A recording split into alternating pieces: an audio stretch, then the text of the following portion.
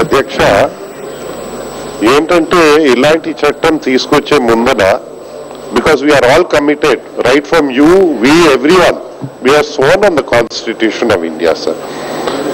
We have to protect the Constitution of India, and if we are, first of all, this appears to be a hasty type of a thing, sir. Rules lo prakarangaane elagundi sir, 7 days notice undali. ఆఖర్ దశకు వచ్చింది assembly, తమర్ని ఎగ్జామిషన్ అడిగే wave చేస్తుంటారని నేను అనుకుంటా ఉన్నాను. That to abridge fundamental rights sir. This has to be sir, no way this house can take it sir. Sir, గౌరవ మంత్రి గారికి నేను సలహా ఇచ్చేది ఏంటంటే, please withdraw it right now, because there was a select committee that went into all this. The records are available here. All the points that are raised are there. There were a lot of congressmen, including Vivekananda, who was on that committee.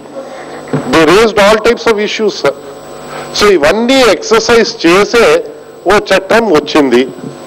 తర్వాత ఆ చట్టాన్ని ఇలాగ మార్చడానికి ప్రయత్నిస్తే ఇది ప్రభుత్వానికి శోభ ఇవ్వదు, మనకి ఎవరికి మన రాజ్యాంగం మన పైన ఉంచిన బాధ్యతల్ని మనం స్వీకరించకుండా ఉంటున్నాం కనుక అలా కాదండి. దయచేసి విత్డ్రా చేసి you call and meeting, you interact with everyone.